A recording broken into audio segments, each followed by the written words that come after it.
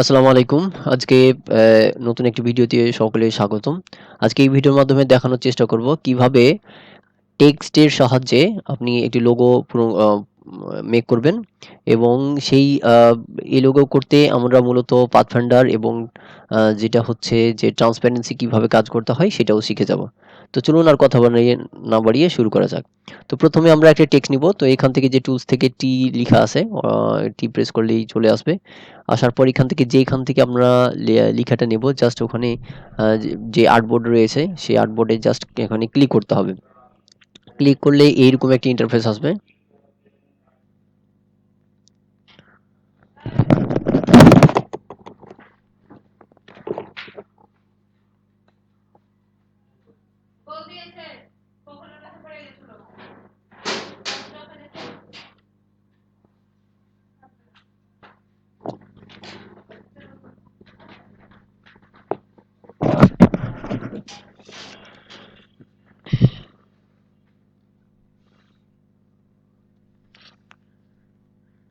তো এখান থেকে আমরা একটা লোগো নিলাম, টেক্সট লিখে নিলাম এবং ফন্ট নিলাম ইথনোসেন্টিক।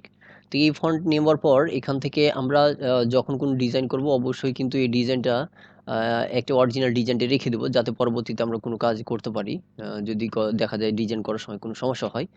এবার এটাকে আমি একটু জুম করলাম, কন্ট্রোল প্লাস চাপ দিলে জুম হয়ে যাবে। এবার এই যে লেখাটা রয়েছে এটা কিন্তু একটা এডিটেবল একটা ফন্ট। এটা বুঝবো কিভাবে, সেটা হচ্ছে এখানে যে ফন্টগুলো রয়েছে এই ফন্টের এই যে এখান থেকে দেখা যাচ্ছে যে এই অতিরিক্ত অংশগুলো এখানে দেখা যাচ্ছে এই যে উপরে এবং নিচে। তো এরকম যদি থাকে তাহলে বুঝবেন যে এই ফন্টটা এডিট করা যাবে। হ্যাঁ, যেমন হচ্ছে আমি দেখুন যে এটাকে ডাবল করলাম, ওয়াল্টার চাপ দিয়ে টান দিলাম তাহলে ডাবল হয়ে গেল। কিন্তু এই ফন্টটাকে যদি ভেঙে দিই তাহলে ডান বাটন ক্লিক করার পর এইটাকে দেখবেন যে এই যেখানে ক্রিয়েট আউটলাইন লেখা আছে, এই ক্রিয়েট আউটলাইন করলেই দেখবেন যে ফন্টটা ভেঙে গেছে। আর এখানে এই যে ভেঙে যাওয়ার সাথে সাথে দেখবেন যে ফন্ট যতটুকু এরিয়া ততটুকু কিন্তু সিলেক্ট হবে। এই যে দেখুন ততটুকু এরিয়া সিলেক্ট হয়েছে। যেমন আমি উপরেটাতে ক্লিক করি, এই যে দেখুন উপরেটাতে ক্লিক করলাম, এই যে এক্সট্রা এই যে এই অংশটা দেখা যাচ্ছে। তো বুঝবেন এরকম যদি ফন্ট থাকে বা চতুর্দিকে একটু বর্ডার থাকে তাহলে বুঝবেন যে এটা এডিটেবল। অর্থাৎ আমি যদি এখানে ডাবল ক্লিক করি, ডাবল ক্লিক করবে আবার নতুনভাবে আমি কোনো কিছু লিখা বা চেঞ্জ করতে পারবো। হ্যাঁ, তো এই হচ্ছে পদ্ধতি। তো এই ডান বাটন ক্লিক করার পর ক্রিয়েট আউটলাইন কিসের জন্য করতে হয় সেটা হচ্ছে যে ধরুন কোনো ডিজাইন করলেন, ডিজাইন করার পর যখন বায়ারকে জমা দেবেন বা কাউকে ফাইল যদি জমা দেন, সেই জমা দেওয়ার পর যদি সেই ফাইলটি ওপেন করে বা ডিজাইনটি ওপেন করে, ডিজাইন ওপেন করার পর যদি তার কম্পিউটার বা ল্যাপটপে বা পিসিতে সেই ফন্টটা না থাকে তাহলে কিন্তু ভেঙে যাবে, এলোমেলো হয়ে যাবে। তো যার কারণে কি হয়, আপনি আপনার পিসিতে অরিজিনাল যে ফাইলটা সেটা এক্সট্রা ভাবে এই যে কপি করে রেখে দিবেন যেটা দেখালাম। আর এইগুলা অবশ্যই আপনি আম এডিট করে কাজ করতে পারবেন। তো এখান থেকে দেখুন যে আমি এই ফন্টটাকে ভেঙে ফেলেছি। এখন এইটাকে যদি আমি বায়ারকে জমা দিই বা ফাইলকে সাবমিট দিই তাহলে কোনো সমস্যা হবে না। যে ডিজাইন সেইটাই থাকবে। তো আপাতত এই ডিজাইনটা আমি রেখে দিলাম পরবর্তীতে কাজ করার জন্য। ওকে।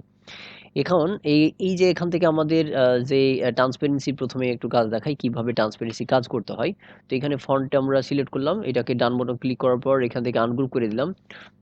এই আনগ্রুপ করালে এই যে এখান থেকে এই যে আনগ্রুপ এখানে দেখাচ্ছে যে প্রতিটা ফন্ট কিন্তু আলাদা আলাদা হয়ে গেছে।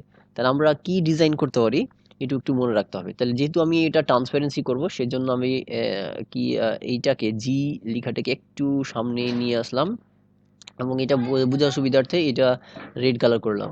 এখন এই যে এখান থেকে যে ফন্টটা আছে এই ফন্টটা আমি চাচ্ছি যে ও এর মধ্যে রাখার জন্য, না কেটে।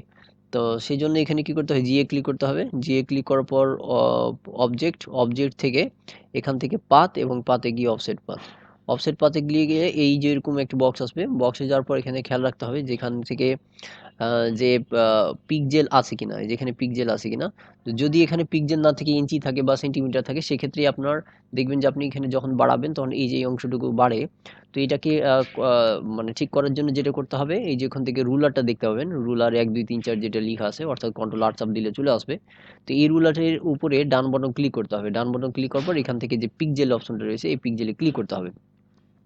পিক্সেলে ক্লিক করার পর এখন আম, আমরা আবারও এখান থেকে ক্লিক করলাম অবজেক্টে গিয়ে পাতে গিয়ে অফসেট পাথ।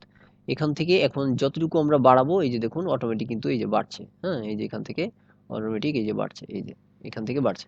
তো আমার একটু খেয়াল রাখতে হবে যতটুকু আমার প্রয়োজন সে পরিমাপ জন্য বাড়াইলাম। ওকে। আমি বুঝার সুবিধার্থে একটু কালারটা চেঞ্জ করি। দেখুন নীল কালার দিলাম। অর্থাৎ এখান থেকে আমাদের যে এক্সট্রা যে ওই লিয়েটার বরাবর আমাদের একটু বাড়লো, তাই না? এখন আমি চাচ্ছি এই যে নীল অংশটাকে এটাকে এখানে প্রবেশ করা। তো সেইজন্য এখানে কি করতে হবে? এটা আম নীল অংশটাতে ক্লিক করলাম। ক্লিক করার পর এটাকে কাট করতে হবে। কন্ট্রোল এক্স অথবা এডিটে গিয়ে এই যে দেখুন কাট লিখা আছে কন্ট্রোল এক্স। ক্লিক করলে এটা হারিয়ে যাবে। মানে এটা হচ্ছে মনে করেন যে এটা মুঠে আছে। এখন আমি কোথায় রাখবো? সেটা হচ্ছে এই যে ও এর মধ্যে ওই বর্ধিত অংশটুকু রাখবো। সেক্ষেত্রে ও এ ক্লিক করতে হবে। ক্লিক করার পর উইন্ডোজে যেতে হবে। উইন্ডোজে গিয়ে এইখান থেকে অবশ্যই ট্রান্সপারেন্সি যে অপশনটা রয়েছে সেই টুলসটা নিয়ে আসতে হবে যে ট্রান্সপারেন্সি। ক্লিক করলেন দেখেন যে এইরকম একটা ট্রান্সপারেন্সি টুলসটা চলে এসছে, এই যে এখানে চলে এসছে। আসার পর প্রথম যে অপশনটা দেখতে পাওয়া যাবে এখানে যে ট্রান্সপারেন্সি অপশন রয়েছে এখান থেকে লিখা আছে মেক মাস্ক নামে একটা অপশন রয়েছে, এই মেক মাস্কে ক্লিক করতে হবে। মেক মাস্কে ক্লিক করার সাথে সাথেই দেখা যাবে যে আমাদের এখানে মেক মাস্কে ক্লিক করার সাথে সাথে এখানে যখন ক্লিক করলাম এই যে ওই ও যেটা লেখা আছে সেটা কিন্তু মনে হচ্ছে যে ফিল কালারটা হারিয়ে গেছে, এটা নাই। এবং এখান থেকে দুইটা কালার আর্টবোর্ড দেখা যাচ্ছে, এটা হচ্ছে ব্ল্যাক এবং অরিজিনালটা যে ও লেখা আছে সেটা দেখাচ্ছে। এবার যেটা করতে হবে যে এই যে এখানে যে পাশে যে ক্লিপ অপশনটা দেওয়া আছে এই ক্লিপের যে টিক মার্কার আছে এটা উঠিয়ে দিতে হবে, তাহলে এখান থেকে টিক মার্কে উঠার সাথে সাথে এখান থেকে আমাদের যে অপশনটা সেটা কিন্তু এখানে দেখতে পাওয়া যাবে। এই যে দেখুন এখন কিন্তু এই যে ওটা আগের মতো চলে এসছে এবং এই যে আর্টবোর্ডটা কিন্তু এখানে সাদা হয়ে গেছে। এখন এইটা যেটা করতে হবে সেটা হচ্ছে এই যে সাদা যে আর্টবোর্ড সেই সাদা আর্টবোর্ডে জাস্ট ক্লিক করতে হবে। ক্লিক করার পর আমরা যে এর আগে যে কপি করে রেখেছিলাম, কাট করে রেখেছিলাম সেই ফাইলটা ফন্ট অফ পেস্ট করতে হবে। ফন্ট অফ পেস্ট করার জন্য কিবোর্ড থেকে কন্ট্রোল এফ প্রেস করলে হবে অথবা এডিটে গিয়ে যেখান থেকে এডিটে গিয়ে ফন্ট অফ পেস্ট লেখা আছে মানে একই পজিশনে রাখার জন্য ফন্ট অফ পেস্ট করতে হয় কিবোর্ড থেকে কন্ট্রোল এফ। ক্লিক করার সাথে সাথে দেখুন যে আমার যে ফন্ট আমরা রেখেছিলাম সেই ফন্টটা কিন্তু অটোমেটিক এখানে কি হয়ে গেছে, চলে এসছে এবং এই যে আর্টবোর্ডে আমার কিন্তু শো করছে।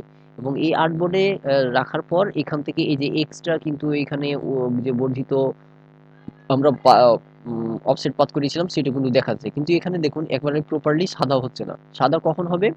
যদি এই কালারটা ফুল ব্ল্যাক না করা থাকে তাহলে কিন্তু সাদা হবে না। তো অবশ্যই অবশ্যই এই যে এইটাকে ফুল ব্ল্যাক করতে হবে। যেমন দেখুন এই যে এখানে নীল হয়ে আছে অর্থাৎ আমরা নীল কালার দিয়েছি সেজন্য এটাকে ফুল ব্ল্যাক করতে হবে। তো এই জন্য যেটা করতে হবে ডাবল ক্লিক করবেন এই কালার উপর, কালারে ক্লিক করলে এরকম একটা বক্স আসবে।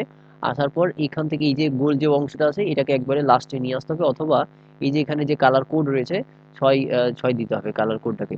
দেওয়ার পর ওকে ওকে করলেই সাথে সাথে দেখবেন এই যে এখানে যে অপশনটা আমরা পেয়েছি অর্থাৎ এই যে দেখুন ব্ল্যাক ফুল ব্ল্যাক হয়ে গেছে এবং ব্ল্যাক হওয়ার কারণে এই যে এখান থেকে যে ট্রান্সপারেন্সি যে অংশটা করেছিলাম অফসেট পাতের সেইটা কিন্তু ট্রান্সপারেন্সি হয়ে গেছে। তো এইভাবে সুন্দরভাবে আমরা না কেটে কাজ করতে পারি। এবার আমাদের অরিজিনাল যে আর্টবোর্ড রয়েছে অর্থাৎ এইটা এই অরিজিনাল আর্টবোর্ডে ক্লিক করতে হবে। তো এখান থেকে ক্লিক ক্লিক করার সাথে সাথে এইটা কিন্তু ওয়ের মধ্যে এটা চলে গেছে। হ্যাঁ, এবার আমরা যদি এখানে গ্রুপ করে ডানে বামে সরাতে পারবো, কোনো অসুবিধা নাই। এই যে দেখুন আমি এখন যদি এটা সরাই এই যে ওটা ওই পজিশনে কিন্তু আছে। তো আমরা অবশ্যই এই দুইটাকে সিলেক্ট করে গ্রুপ করে নেব যাতে পরবর্তীতে নড়াচড়া করলে হয়। আমি আরেকটা পদ্ধতি দেখাই, এই যে এখান থেকে দেখুন যে আমি এই ওটাকে এখানে রাখলাম। ওটাকে রাখার পর এখান থেকে আমি চাচ্ছি যে একটা নতুন ডিজাইন করার জন্য আবারও ওই ক্লিক করার পর কি করতে হবে এখানে অবজেক্টের যে পাথে গিয়ে অফসেট পাথ এবং যতটুকু আমার বড়ার প্রয়োজন ততটুকু আমি বাড়াবো। হ্যাঁ, এটুকুই রাখলাম। ওকে। এবার রাখার পর একটু ভিতরে নিয়ে যাই। ওকে। এবার এইটা এটাকে আমার ঠিক পজিশনে এসছে। ওকে। এবার যেটা করব এই যে অতিরিক্ত যে কালো অংশটা আসছে এটাকে শুধু ধরলাম। ধরার পর এখানে কাট। এবার কোথায় রাখবো? এই জি এর মধ্যে। তাহলে জি এ ক্লিক করলাম। আবার ওই যে মেক মার্কস এ গিয়ে ক্লিপ যে অপশনটা এটা উঠিয়ে দিতে হবে। দিয়ে আর্টবোর্ডে ক্লিক করতে হবে। ক্লিক করার পর এখন এখান থেকে অবজেক্ট এখান থেকে ফন্ট অফ পেস্ট করতে হবে। কন্ট্রোল এফ প্রেস করলে হবে। এই যে দেখুন সাদা চলে এসছে। হ্যাঁ? তো এবার যেতে হবে অরিজিনাল জি এ ক্লিক করলাম এই যে চলে আসলো। এবার এই যে দেখুন আমি পুরোটাকে সিলেক্ট করলাম দিয়ে এটাকে কন্ট্রোল জি এ গ্রুপ করলাম। এখন যদি এটাকে ছোট বড় করি তাহলে কিন্তু আমার কোনো সমস্যা হচ্ছে, দেখুন কোনো সমস্যা হচ্ছে না। তো এইটাকে যদি আবার আগের অবস্থায় ফিরে যেতে চাই যেমন এখানে ওয়ালটা প্রেস করে এটাকে টান দিলাম ডাবল হয়ে গেছে। এখন দেখুন যে এই যে আমি যখন ডান বাটন ক্লিক করে গ্রুপ যেহেতু গ্রুপ করেছি আনগ্রুপ করলাম। এই যে জি এর মধ্যে যখন ক্লিক করব তখন কিন্তু দেখবেন যে জি এর মধ্যে কি ট্রান্সপারেন্সি করা আছে সেজন্য কিন্তু এই যে ২ টা আর্টবোর্ড দেখাচ্ছে, হ্যাঁ? যদি আর্টবোর্ড না দেখাতো তাহলে বুঝতে পারতেন যে এটাতে ট্রান্সপারেন্সি করা নেই। যেমন এল এ ক্লিক করলাম, দেখুন যে এল শুধুমাত্র একটাই দেখাচ্ছে। সেক্ষেত্রে এটা বুঝতে হবে যে এটা ট্রান্সপারেন্সি করা নাই। তো এই হচ্ছে পদ্ধতি। এখন যদি আমি মনে করি জি এর ক্লিক করার পর এখানে যে রিলিজ অপশনটা রয়েছে, এই যে এখানে যে রিলিজ অপশন, সেই রিলিজ অপশনে যদি ক্লিক করা হয় তাহলে অটোমেটিক কিন্তু দেখুন আগের অবস্থায় ফিরে গেছে এবং এই যে অতিরিক্ত অংশটা কিন্তু আমি যদি কেটে দিই তাহলে এটা রিমুভ হয়ে যাবে। এই যে দেখুন আমি আবারও এইটা ও এর মধ্যে ক্লিক করলাম, আবার এই যে দেখুন আবার দেখা যাচ্ছে, আবার রিলিজ করে দিলাম, আগের অবস্থায় ফিরে যাচ্ছে। এই যে দেখুন আগের অবস্থায় ফিরে যাচ্ছে। হ্যাঁ? তো এই যে দেখুন আগের অবস্থায় ফিরে যাচ্ছে। কিন্তু আমরা যদি এই কাজটা দেখুন যে আমরা না কেটে কাটার মতো কাজ করলাম। কিন্তু যদি এরকম হতো পাথফাইন্ডার ব্যবহার করে করতাম তাহলে একটা পার্থক্যটা দেখেন। আমি এইখানে বোঝার সুবিধার্থে আপনাকে নীল করে দিই। আমি চাচ্ছি যে এই নীল অংশটুকু কাটবে কি ওটাকে কেটে ফেলবে। যেমন ওই যে উপরে যে অংশটা দেখতে পাচ্ছেন এই যে এইরকম, হ্যাঁ? তাহলে সেক্ষেত্রে আমাকে কি করতে হবে? নীল অংশটাকে ধরতে হবে এবং শিফট চাপ দিয়ে এই কালো অংশটাকে ধরতে হবে। ধরার পর এই পাথফাইন্ডার থেকে এখান থেকে এই যেখানে আ ডিভাইডেড পাথফাইন্ডার কিভাবে ওপেন করবেন? ওই যে উইন্ডো গিয়ে এখানে দেখবেন যে পাথফাইন্ডার আছে। এই যে পাথফাইন্ডার ক্লিক করলে এই যে এরকম টুলবার আসবে। আসার পর এখান থেকে আমরা কি করব? ডিভাইডেড করব। ডিভাইডেড করার পর ডান বাটন ক্লিক করার পর আনগ্রুপ। এবার ফাঁকা জায়গাতে ক্লিক করে যেগুলো অতিরিক্ত অংশ সেগুলো কিন্তু আমরা কেটে দিলাম। এই যে দেখুন কেটে গেছে। এভাবে হয়ে গেল। ঠিক একই পদ্ধতি এটাকেও আমরা যদি সেইভাবে করতে চাই আবারও সিলেক্ট করলাম অবজেক্ট, অবজেক্টে পাথ, পাথে গিয়ে অফসেট পাথ। হ্যাঁ? এই যতটুকু আমরা বাড়াইতে চাই ততটুকু এখানে বাড়ালাম। এবার ওকে। এবার দেখুন যে এটাকে বুঝার সুবিধার্থে আমি কালার চেঞ্জ করি তাহলে বুঝতে পারবেন। ওকে। এখন দেখুন এই নীল অংশটাকে ধরলাম, শিফট চাপ দিয়ে লাল অংশটা, যেহেতু আমরা লাল অংশটা কাটবো, সেজন্য ধরলাম। ধরার পর আবারও এখান থেকে ডিভাইডেড, ডান বাটন ক্লিক করার পর আনগ্রুপ। ফাঁকা জায়গাতে ক্লিক করে অতিরিক্ত যে অংশটা আমরা মনে করছি সেই অংশটাকে ক্লিক করে ডিলিট করে দিতে হবে। এই যে দেখুন ডিলিট হয়ে গেছে। দেখুন যে ২ টাই অপশন কিন্তু ২ টাই কাজ কিন্তু সেম। কিন্তু হচ্ছে যে পাথফাইন্ডার আমরা নিচের অংশটুকু রয়েছে কি পাথফাইন্ডার দিয়ে, আর উপরের যে ডিজাইনটা করা হয়েছে সেটা হচ্ছে ট্রান্সপারেন্সি। ২ টার মধ্যে পার্থক্য কি? সেটা হচ্ছে এইটা যেহেতু কেটে ফেলা হয়, তো একবার যদি কেটে ফেলা হয় আপনি আর ফিরে পাবেন না। হ্যাঁ? এটা কিন্তু আলাদা হয়ে গেল। আর এটা হচ্ছে কি না কেটে আমরা কি করছি ট্রান্সপারেন্সির মাধ্যমে করছি। সেইজন্য এটাকে আমরা রিলিজ করে দিলে আবারও কিন্তু ডিজাইনটা পুনরায় ফিরে পাবো। তো যে ডিজাইনগুলো আপনাদের ট্রান্সপারেন্সি করার প্রয়োজন অবশ্যই ট্রান্সপারেন্সি করবেন। তাহলে কি হবে আপনার ডিজাইনটা ফিরে পেতে সুবিধা হবে। আর যদি পারেন আপনার ডিভাইডেড আপনার পাথফাইন্ডার করে ফেলেন তাহলে তো আর কাটা সম্ভব নয়। তাহলে আবার আপনাকে নতুনভাবে তৈরি করতে হবে। আর একটা ডিজাইন যদি দেখেন যে ১ম বার খুব সুন্দর হয়েছে, আপনি যদি হুবহু আবার ডিজাইন করতে যান অনেক সময় দেখা যায় মিলবে না। তো এই জিনিসগুলা খেয়াল রাখতে হবে। আর এই চেষ্টা করবেন যতটুকু সম্ভব পাথফাইন্ডার দিয়ে করা। তারপরে যদি কিছু কাজের ক্ষেত্রে আ আ মানে ট্রান্সপারেন্সি করার সবসময় চেষ্টা করবেন ট্রান্সপারেন্সি করার। তারপরেও কিছু ক্ষেত্রে যদি আ পাথফাইন্ডার কাজ করতে হয় সেক্ষেত্রে করতে পারেন। কোনো অসুবিধা নাই। তবে চেষ্টা করতে হবে সবসময় আ আ ট্রান্সপারেন্সি কাজ করা, তাহলে ডিজাইনের মধ্যে ওই জিনিসগুলো ঘুরিয়ে নিয়ে আসতে সুবিধা হবে। তো এই ছিল আমাদের মূল বিষয় ট্রান্সপারেন্সি এবং পাথফাইন্ডারের পার্থক্য। আশা করি বুঝতে পেরেছেন। আপনারা বেশি করে চর্চা করবেন। চর্চা করলে ইনশাআল্লাহ দেখবেন যে আ আপনাদের যে কাজ সেই কাজটি দ্রুত করতে পারবেন। তো আজকের মতো এইটুকুই। সবাই ভালো থাকবেন। যদি আমার চ্যানেলটিকে সাবস্ক্রাইব না করে থাকেন অবশ্যই সাবস্ক্রাইব করবেন এবং পাশে থাকা বেল বাটনে ক্লিক করবেন। আর যদি আমার Facebook পেজ থেকে দেখে থাকেন বা প্রোফাইল থেকে দেখে থাকেন তাহলে অবশ্যই ফলো দিয়ে রাখবেন। তো আজকের মতো এইটুকুই। সবাই ভালো থাকবেন, সুস্থ থাকবেন। আল্লাহ হাফেজ।